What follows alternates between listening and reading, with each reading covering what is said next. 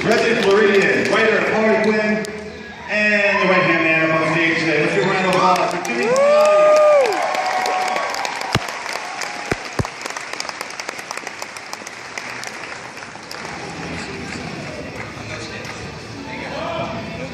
How you guys doing? Good. Who's broke right now? Spend all your money? Woo! At least there'll be less traffic. Everyone will be walking home. Well, listen, again, if you've been to MegaCon before and you had the pleasure of listening to Stan and unfortunately listening to me, you know what's in store for you. If you're new to this, you're in for a really great time. So, without further ado, let's give a really, really loud Florida welcome for Stan the Man Lee.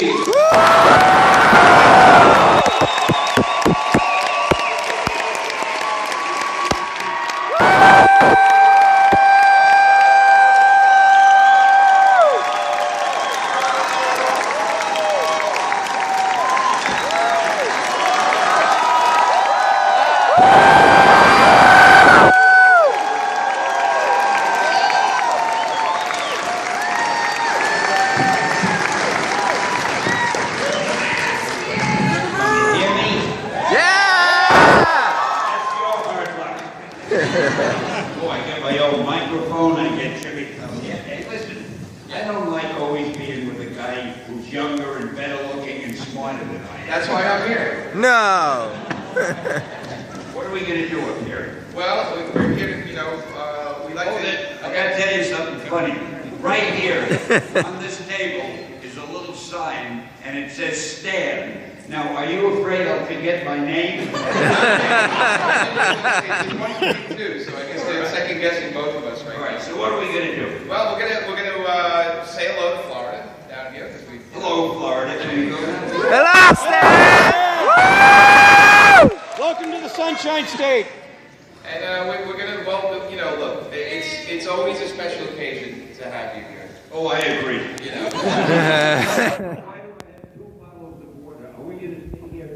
We are. This is a 7-hour panel. So, I'm going to sell one of these, but I'll auction one of these. Right here. okay, sorry. I'll CGC that bottle.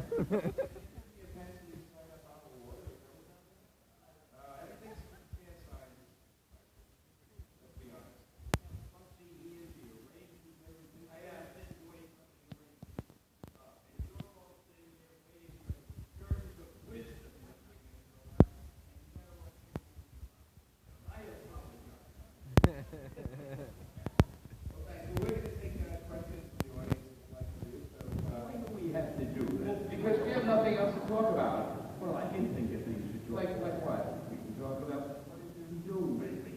What I'm doing? I haven't seen you. I had to go and press my shirt in the hotel room because I knew I was going to do my panel with you. I don't wear a collar very often. I'm a t-shirt guy. So that's all you got to say. That's it. We'll go now. I've been writing so much points. All right. I brought some Daredevils. Yeah. How about you? What have you been up to? I go to conventions. I run out of things to talk about. I don't know. I get the same question all the time. The first person who says, "Who's your favorite superhero?" I'm going to put him through the door. Of course, it's Spider-Man. We want questions that deal with current events, things that require knowledge and culture and stuff like, why is Marvel better than DC?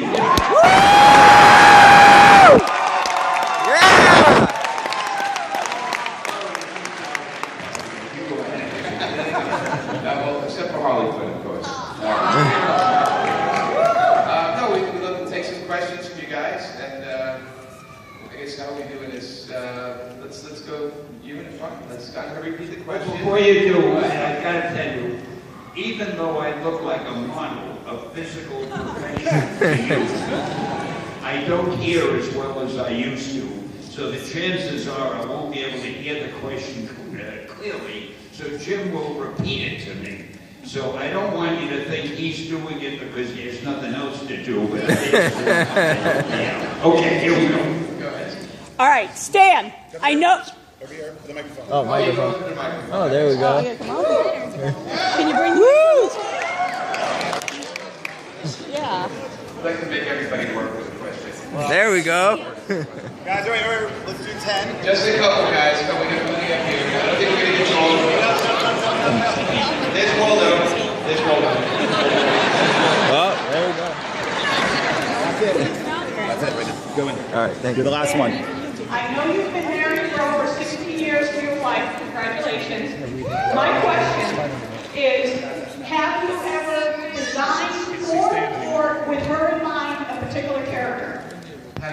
What's the note here? Sorry. No, the only thing I've done is ask the artist to change designs. For example, I always hated the way Iron Man looked when he was first drawn. And we changed him about a dozen times in subsequent issues. And I was never satisfied with the way he looked, no matter who drew it. Finally, they made the movie, and that's the way Iron Man's armor should look.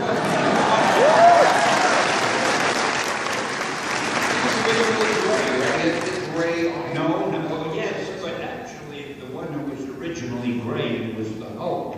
I don't know if you're aware of that. Yep. What happened, this is a long story, get comfortable, you two. I wanted to do a character who was a monster, but a good monster. I always liked the movie Frankenstein, Boris Karloff. I always felt the monster was really a good guy. He didn't want to hurt anybody, but those idiots with torches kept chasing him up and down the hills. So I said, I'm going to get a monster who's a good guy. Now, the one thing I know is fans love their heroes to wear costumes, either costumes or have something about them that's very colorful looking. And I couldn't think of a reason why a monster would buy a costume. So I figured instead of that, I'm going to give him a different skin color. That'll be the nearest thing to a costume. And I thought gray would be a great color because it's kind of scary looking. And nobody was using it at the moment. So I colored him gray in the first issue. And the printer wasn't able to do the color. On one page it looked like dark gray, one page he looked black, one page it looked like he was light gray, he didn't look consistent. So when you're an editor of comics, like I was, you're a little bit like God. You can change somebody's skin color. So for the second issue, I said, let's make him green. And the printer was able to get the same shade of green on every page. And that's why the Hulk is green. If we had a better printer, it would have been gray. Nobody in the outside world knows, and keep it to yourself. Woo!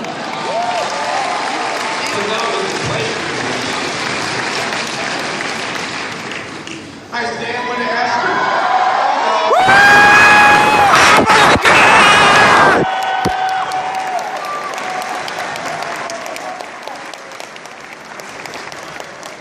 I have no idea who he is, but I felt friendly. Look at the size of him. I came here because I can't stand you. It's so much attention. I decided that I wanted to trash your panel. I hope it says Lou, because he don't forget his name. Anyway, one day when I was a little child, I was a kid, I would read these whole comic books. I was very introverted. I had a small little place in the basement. I could fantasize on like a real life Walter Mitty. And I used to read a comic book and say, Stan Lee. Little did I realize 40 years later, here we are at MegaCon, and all of you here celebrating the legacy of the Hulk.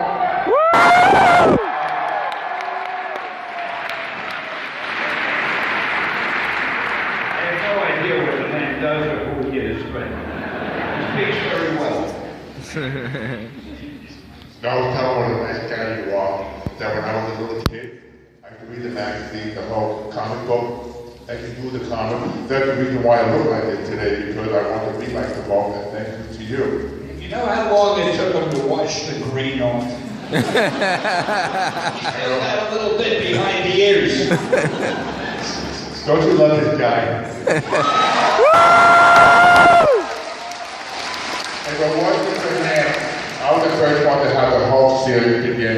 on the series on a couple of episodes. But think about it, today we have the superhero, the adventure dominating the box office because everyone wants to be a superhero. That's what we have today. Next week we have the adventure.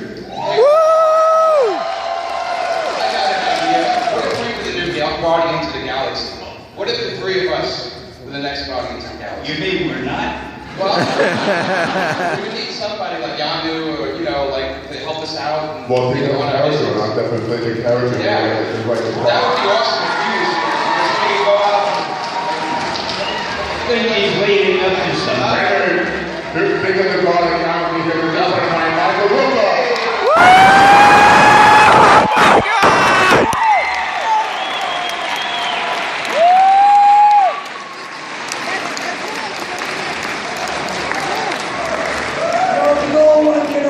Two guys overshadowed. Oh my God. I feel like I'm in an MMA competition here. We got the strongest guy in the world, and we got the scariest guy in the world. Handsome. I am an old man. I thought you were the handsomest guy. Oh, that's okay. I'm a handsome old man. Handsome? No. I haven't talked about you. I'm talking about me. No, I'm Why did I talk about you? because I'm so I handsome. don't even know who you are.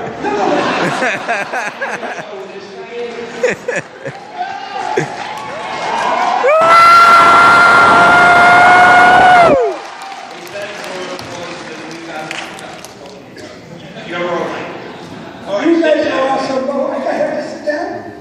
Oh, You understand? No, you can overshadow us. Sit down, but sit down somewhere over there.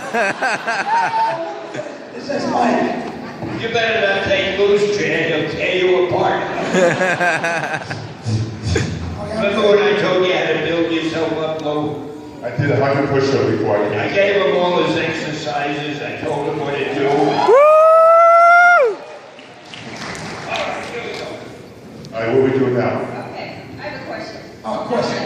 Two amazing actors are up there with you. I wanted to know how much input you have in selecting the actors that play these awesome characters. Stan does all the casting. For Marvel and Disney. You make all the money too. No, I only cast myself for the cameos. The rest I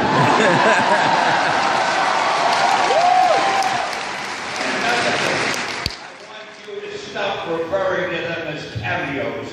I now think of them as supporting roles. There you go. Woo! Well, then what would be your ideal supporting role that you haven't played yet?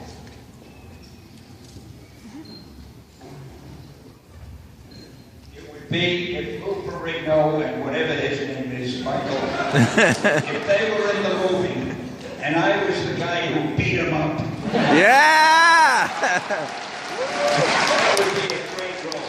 But the trouble is it would be too lifelike. Michael, I think he wants. He's a violent individual. Yes. Every convention I go to, this guy crops up. He gets the limelight. He gets all the fans. I stand around hoping someone will talk to me. Thank goodness Lou is here, because nobody knows who he is. I do a little whistle. I walk by Stan's table and I whistle. It's sort of like a Pied Piper thing. And the fans follow me.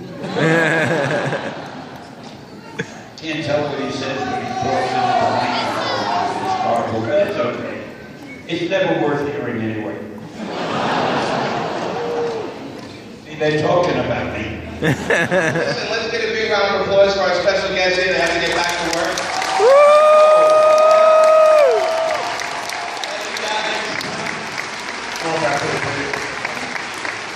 They know you're at the table. They won't get up and leave and go to the table, or we'll be talking to each other. That was a lot of fun, guys. I really feel very honored, and it's special to be out here in the presence of Look out my name.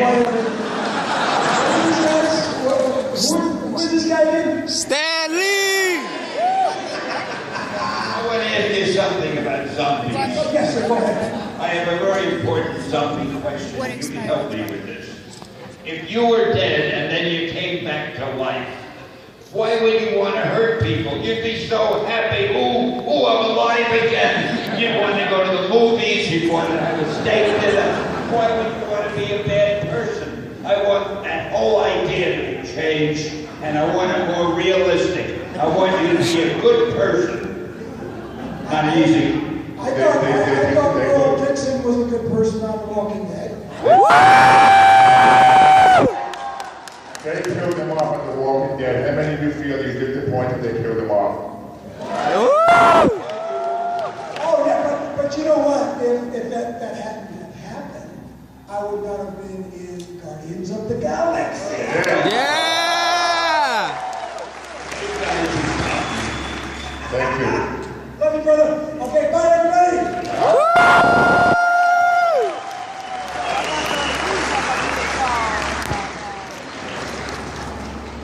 Two great guys.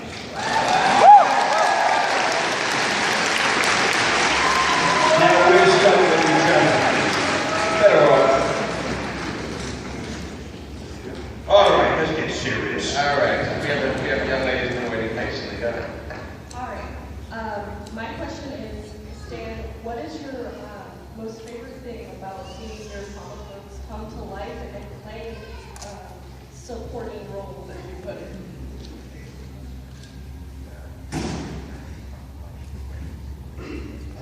The supporting role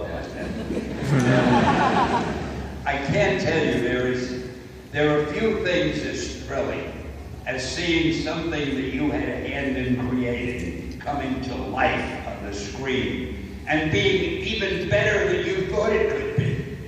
I mean, some of these movies, wait till you see The Avengers, the new one. They're having the red carpet opening tomorrow on Monday in Los Angeles, and I'll be there knocking on the door trying to get them to let me in. It's going to be great, and wait till you see my supporting role.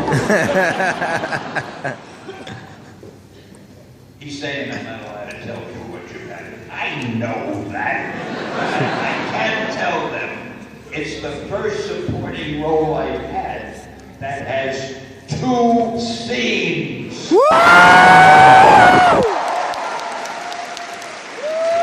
thing is, each scene is like 6 seconds long. As you see, you'll see.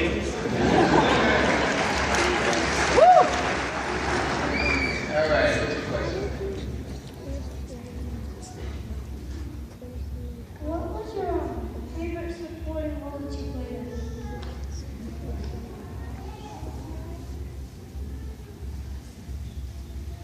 Gee whiz. They're all so good. And I don't know why I haven't gotten an Oscar yet. I think we're probably working on it. My favorite one, really, honestly, my favorite one is the one that's opening up tomorrow. You've got to see The Avengers because it's the funniest one I've done. You're going to see it, and you're going to say, wow, Stan wasn't kidding. This is great. I'm going to come and buy another ticket and see it again. That's how we get going. People love the cameo so much that they buy 4 and more tickets. It's true. All right, so staying on the topic of supporting roles, seeing as how they become such a staple part of the Marvel films, I wanted to know how they got their start and why you think they become such a big deal with fans.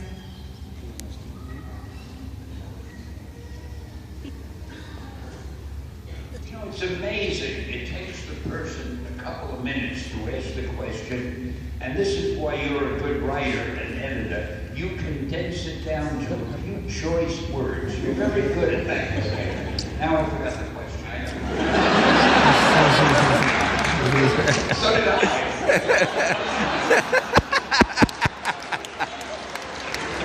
All right, so seeing how your supporting roles are a staple part of the Marvel films, I wanted to know how they got their start and why you think they're so big with fans.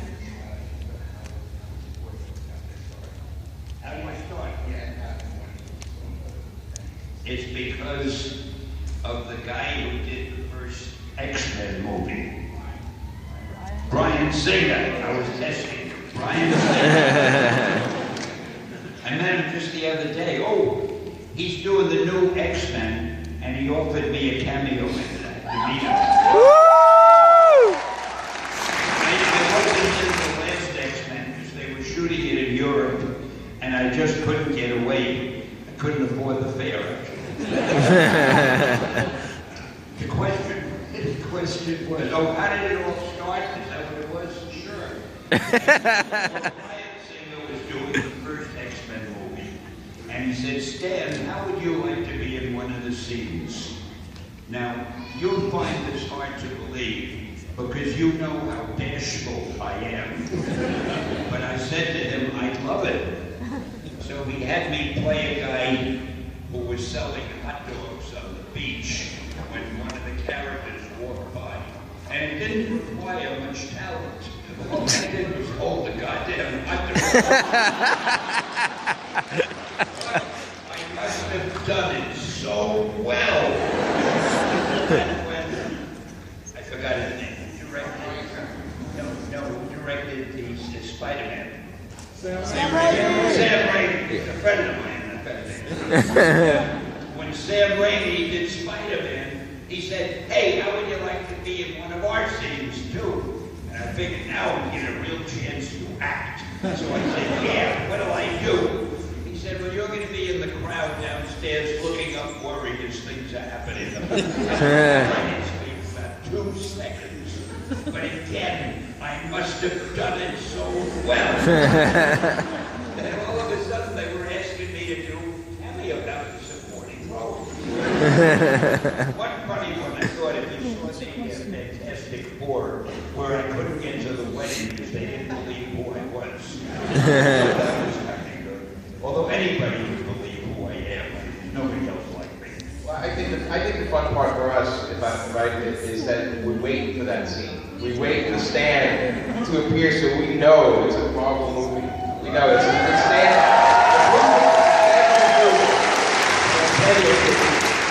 It's really more than that. I'm going to tell you a secret why the movies make so much money. Because of the cameos, and here's why. And I told you I wasn't in the last X-Men movie. I could have flown to Europe. But they said, no, we don't want you in it. We'll make more money, and here's how. Somebody goes to see the X-Men, they sit through the whole movie. Wow, we didn't see Stan. We must have blinked, or maybe So what they do, what anybody would do, they go back to the box office and buy another ticket for a chance to see me. So because of me, all these movies make twice the money that they would cost me. And if you believe that, I would wish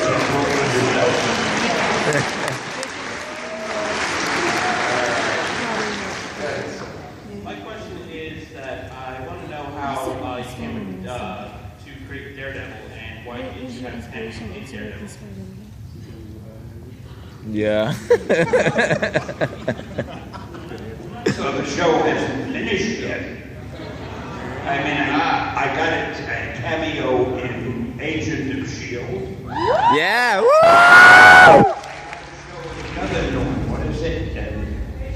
Carter. And I'll get one in Daredevil. They haven't found anything yet. They're looking for the kind of role, it must be obvious to you, they're looking for the kind of role that Lawrence Olivier would have played if he were here. And it's not easy, but you'll see me in Daredevil. Yeah, he's one of my favorite characters. All right, thank you. Hi. First, it's an honor, sir. Thank you for being here. My question has to do with your work in general. You have influenced people of all ages from all over the world, myself included. I came from another country just to see you. Did you expect your work to be this big? And how does it make you feel that this is gonna go on, probably for many more years to come? How are you to summarize that?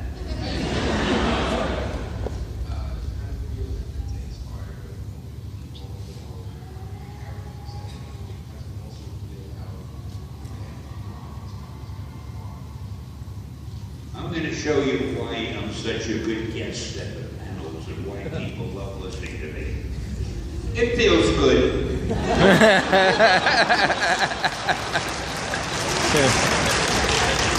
I don't think about it that much, especially when I'm gone. I think about that very rarely. But sometimes I can't believe it. I come to these conventions and people are dressed up like our characters. I mean, occasionally you'll see a Superman, but, you know, the guy's usually standing off in a corner. So.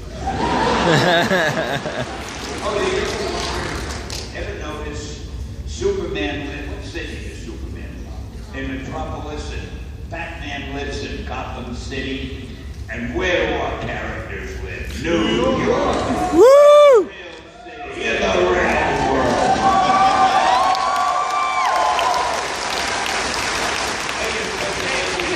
Metropolis, that's all. Yes. Hello, sir. It is an honor to be here. Hear you talk. My question is, what is your best advice to artists who want to break into the comic industry?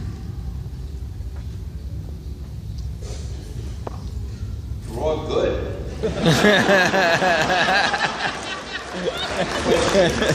That question is asked often, and so is what's your best advice to writers?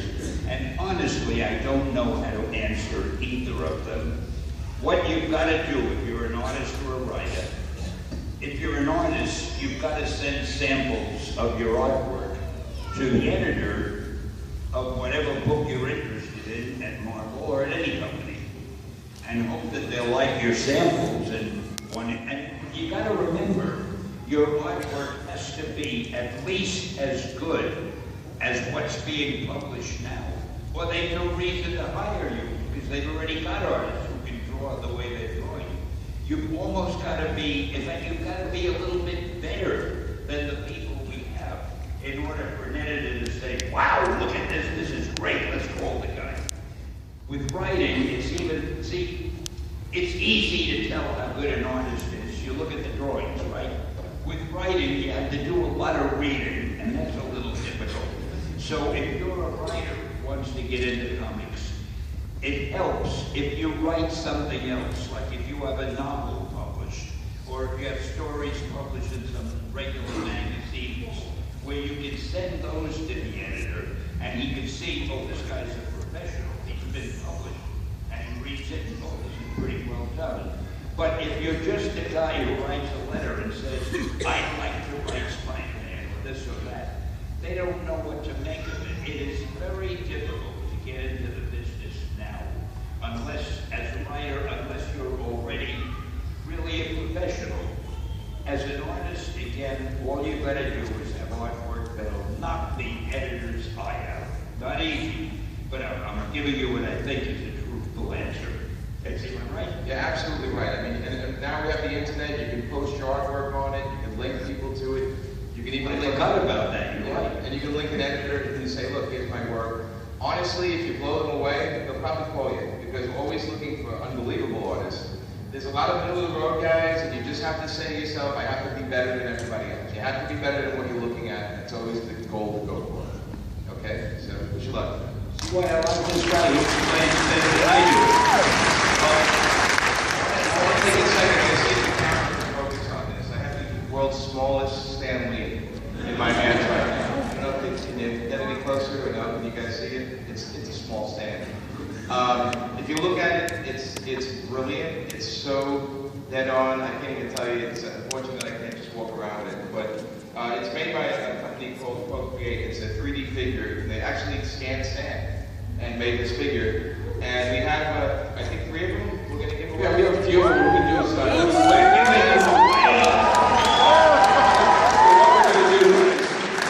is Probably sell them for $1 or $2. there's 5 of them, and we're going to do a little trivia.